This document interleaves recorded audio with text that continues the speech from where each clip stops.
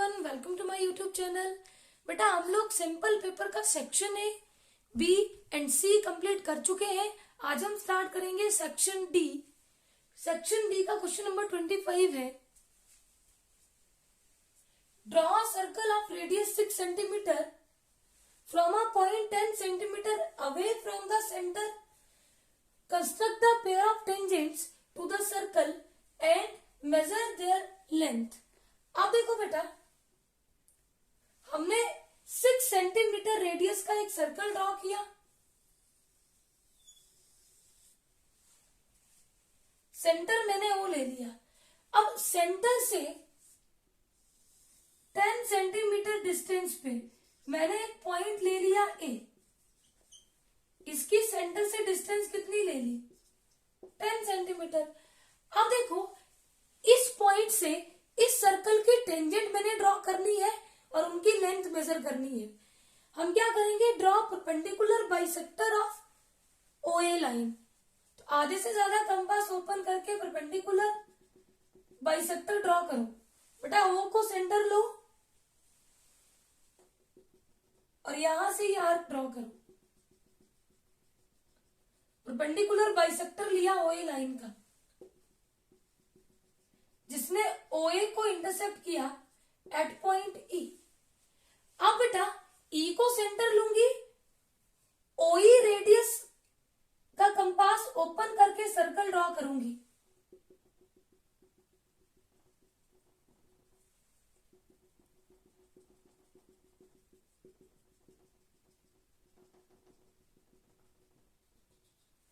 इस सर्कल ने given circle को इंटरसेप्ट किया at point B and at point C. Join किया मैंने ए बी को ए सी को। ये हो गई गिवन सर्कल की दो टेंजेंट। अब इनकी लेंथ हमने मेजर करनी है। हम with the help of scale भी मेजर कर सकते हैं, लेकिन इस चीज को बेटा हम प्रूव भी कर सकते हैं और ऐसे भी निकाल सकते हैं। देखो हम क्या करेंगे, ओबी को ज्वाइन करेंगे and we know that radius is perpendicular to the tangent at point of contact। 90 के अपोजिट क्या होता है? हाइपोटेन्यूज। अब आपकी AOB एक राइट एंगल ट्राइंगल है। पाइथागोरस का यूज करके हम OA की वैल्यू निकाल लेंगे। रेडियस कितनी थी?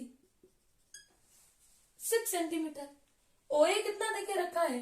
10 सेंटीमीटर। हमें किसकी वैल्यू चाहिए? AB की, length of tangent. In triangle AOB, by using Pythagoras theorem, OA square is equal to OB square plus AB square। OA की वैल्यू कितनी देके रखी है? 10। OB कितना है? 6। और हमें चाहिए AB, length of tangent. 10 square 100, 6 square 36 plus AB square. अब बेटा यहां से AB स्क्वायर कितना होगा? 100 माइनस 36 विच इज 64।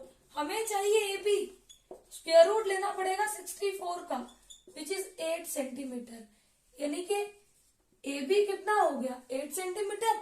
एंड बेटा we know that length of tangent from the external point क्या होती है? इक्वल। तो जितना आपका AB है उतना ही क्या होगा? AC। तो हमने फाइंड आउट कर ली लेंथ ऑफ टेंजेंट कितनी आ गई? 8 सेंटीमीटर। आई होप ये क्वेश्चन आपको अच्छे से क्लियर होगा। Let's move on to next question. Question number 26 है, if sine of a minus b is equal to 1/2, cos of a plus b is equal to 1/2, 0 less than equal to a plus b less than equal to 90 degree, a greater than b, then find a and b। अब देखो बेटा given क्या है? Sine of a minus b is equal to 1/2 and cos of a plus b is equal to 1/2। अब देखो, क्या मैं 1/2 को साइन 30 डिग्री लिख सकती हूँ? लिख सकती हूँ, क्योंकि साइन 30 डिग्री पे कितना होता है? 1/2। अब देखो लेफ्ट हैंड साइड राइट के इक्वल है। ये तब पॉसिबल है जब दोनों तरफ एंगल क्या होंगे? सेम। a माइनस बी कितना हो गया? 30 degree. Mark it equation number 1। अब देखो यहाँ पे cos a plus B is equal to 1/2, क्या मैं 1/2 को cos 60 डिग्री लिख सकती हूँ? cos 60 डिग्री पे कितना होता है? 1/2। यहाँ भी लेफ्ट हैंड साइड राइट के इक्वल है। ये पॉसिबल कब है? जब दोनों तरफ एंगल भी क्या होंगे? Same. a plus B is equal to क्या हो गया? 60 डिग्री। Market equation number 2। अब देखो बेटा, ये दोनों इक्वेशंस होंगी linear equation in two variable, और linear equation in two variables को हम कैसे सिंप्लीफाई करते हैं वो हम लोग थर्ड चैप्टर में पढ़ चुके हैं। Pair of linear equations in two variable 3 method से सॉल्व किया था, substitution, elimination, cross multiplication method. इन तीनों में कोई भी मेथड यूज करके आप ए और बी को फाइंड आउट कर सकते हो। अब देखो, यहाँ पे मैं एलिमिनेशन मेथड यूज करूंगी। दोनों तरफ b के कोफिशिएंट क्या है?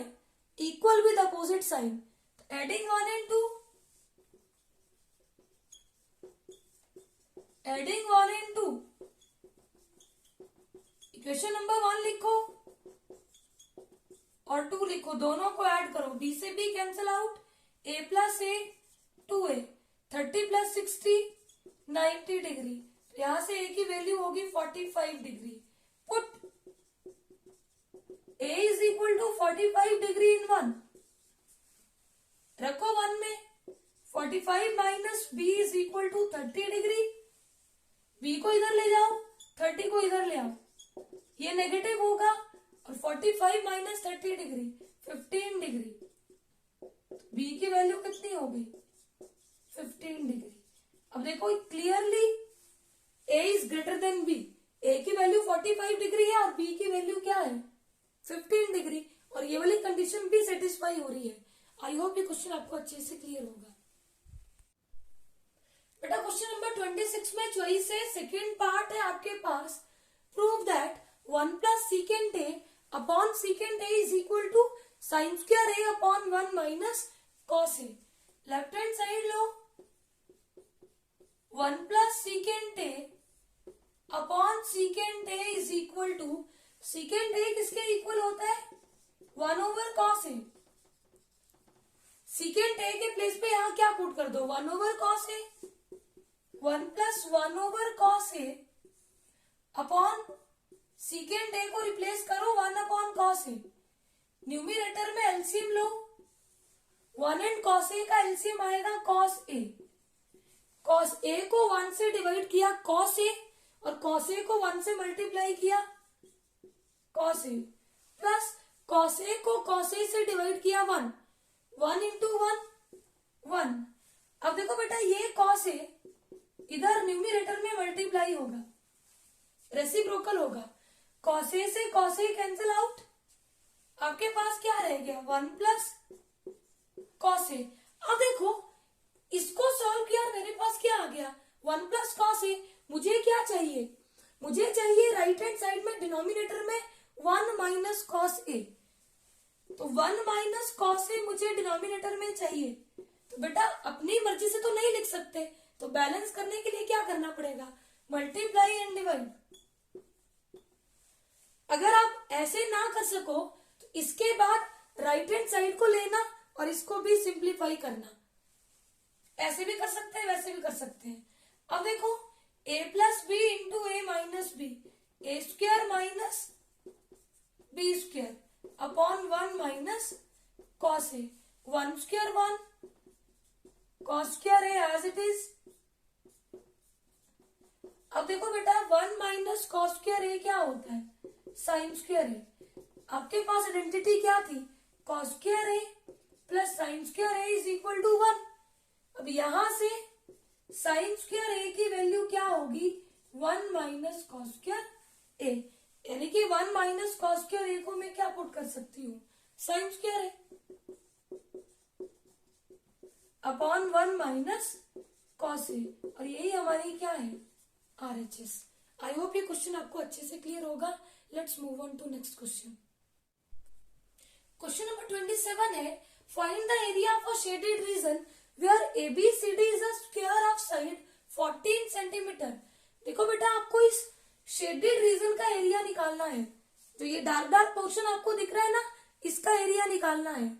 ABCD आपके पास स्क्वायर है और उसके अंदर ये 4 सर्कल बने हुए हैं। अब देखो बेटा, हमें चाहिए एरिया ऑफ शेडेड रीजन। अगर मैं इस पूरे स्क्वायर से इन चारों सर्कल के एरिया को क्या कर दूं, सब्ट्रैक्ट, तो मुझे मिल जाएगा एरिया ऑफ शेडेड रीजन। देख लो ध्यान से, अगर स्क्वायर के एरिया से चारों सर्कल के एरिया को हटा दो, ये शेडेड रीजन ही आपके पास बचेगा। तो लिखो given that side of a square 14 centimetre, तो देयरफॉर एरिया ऑफ स्क्वायर क्या होता है, side square 14 square that is equal to 196 centimetre square. बेटा यूनिट जरूर लगाना। अब देखो बेटा, ये दोनों सर्कल आपस में ज्वाइन है, तो AB जो है इस सर्कल का ये पोर्शन इसका डायमीटर और ये सर्कल इसका डायमीटर, यानी कि बेटा इस सर्कल का डायमीटर कितना होगा, half of length of side. Circle का डायमीटर कितना है, सबका सेम, 14 का हाफ 7 सेंटीमीटर। अब मुझे चाहिए एरिया ऑफ 4 सर्कल्स। अगर मैं एक सर्कल का एरिया निकाल लूं और 4 से मल्टीप्लाई कर लूं तो चारों सर्कल का एरिया निकल गया। 7 क्या हो गया, डायमीटर ऑफ सर्कल, तो रेडियस क्या होगी, हाफ ऑफ डायमीटर। तो देयरफॉर एरिया ऑफ 4 सर्कल्स कितना होगा, 4 into area of 1 circle, pi r square. Pi की वैल्यू 22/7, आर कितना निकाला अभी हमने, 7/2, 7/2, 2 1 दा 2, 2 2 दा 4, 2 से 2 कैंसिल आउट, 7 से 7 कैंसिल आउट, तो वैल्यू कितनी आ गई, मल्टीप्लाई करो,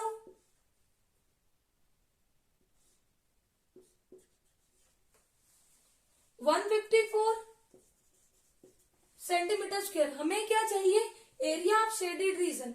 therefore area of shaded region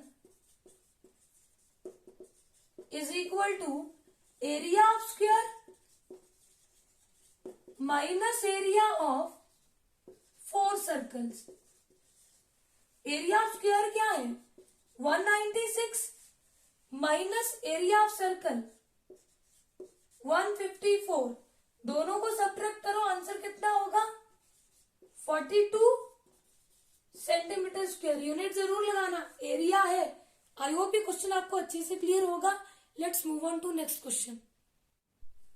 question number 28 है, the slant height of a frustum of cone is 4 centimetre and the perimeter of its circular ends are 18 centimetre and 6 centimetre. Find the curve surface area of frustum. हमें निकालना है frustum का curve surface area. देखो बेटा, frustum of कोन क्या होता है, ये आपके पास एक राइट सर्कुलर कोन है,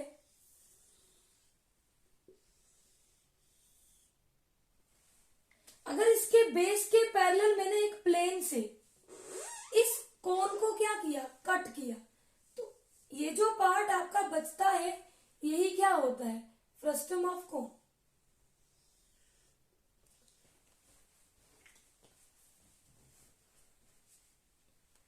अब देखो, ये दो सर्कुलर एंड है, दोनों सर्कुलर एंड, एक का पेरीमीटर 18 दिया है, एक का पेरीमीटर 6 सेंटीमीटर दिया है।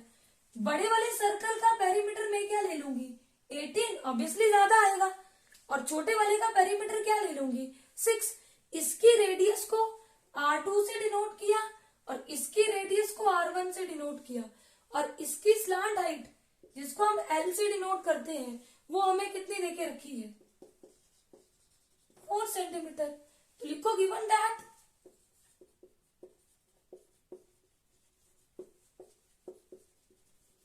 slant height of frustum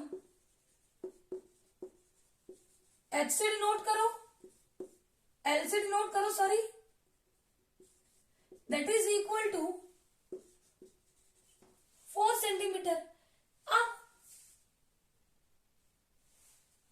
perimeter क्या होता है? 2 पाई आर। अगर इसके पेरीमीटर की बात करूंगी तो कितना होगा? 2 पाई R2, क्योंकि इसकी रेडियस क्या है? R2। 2 पाई R2 आपको कितना देके रखा है? 18। अब यहां से पाई R2 की वैल्यू कितनी हो जाएगी? 9। 18 को 2 से डिवाइड करो एंड इसका पेरीमीटर कितना दिया है? 6 सेंटीमीटर। इसका पेरीमीटर क्या होगा? 2 पाई R1। तो यहां से पाई R1 की वैल्यू कितनी आ जाएगी? 6 को 2 से डिवाइड करो 3। अब देखो बेटा, हमें निकालना क्या है? Curved surface area of frustum of cone. तो लिखो, we know that curved surface area of frustum of cone is equal to pi L into R1 plus R2। अब L को यही रहने दो, पाई से अंदर मल्टीप्लाई कर लो, तो पाई R1 प्लस पाई R2, और पाई R1 और पाई R2 की वैल्यू मेरे पास है। L कितना है? 4, पाई R1 3 plus pi R2 9, 3 plus 9 12, 12 4 का कितना हो जाएगा? 48। एरिया है तो यूनिट लगा दो, सेंटीमीटर स्क्वायर। आई होप ये क्वेश्चन आपको अच्छे से क्लियर होगा। Let's move on to next part. Question number 28 में भी चॉइस है और सेकेंड पार्ट है इसका। A child has a dice whose 6 faces as shown, the letter as given below, A B C D E A। देखो बेटा, die आप सबने देखी है, लूडो आप सबने खेली होगी।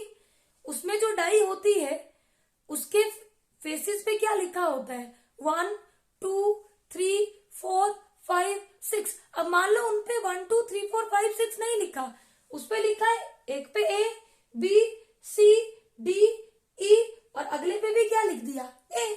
हमें क्या निकालना है? Find the probability of A and D। अब देखो बेटा, प्रोबेबिलिटी ऑफ एन इवेंट क्या होता है? Number of favourable cases divided by total number of favourable cases. तो देखो आपके पास सबसे पहले टोटल नंबर ऑफ फेसेस कितने हैं? 1 2 3 4 5 6। अब नंबर ऑफ फेसेस विद ए के कितने फेसेस है? 1 2। तो देयरफॉर प्रोबेबिलिटी ऑफ ए कितनी हो जाएगी? Number of favourable cases 2 upon total number of favourable cases. तो प्रोबेबिलिटी कितनी आ गई? 1/3। सेकेंड पार्ट है डी की प्रोबेबिलिटी निकालनी। तो लिखो, number of faces with the कितने है? काउंट कर लो यहां से 1। अब हमें निकालना probability of D. Number of favourable cases कितने हैं? 1 और total number of favourable cases कितने हैं? 6। तो प्रोबेबिलिटी होगी 1/6। आई होप ये सेक्शन डी आपको अच्छे से क्लियर होगा। Please subscribe my channel for new videos. Thank you.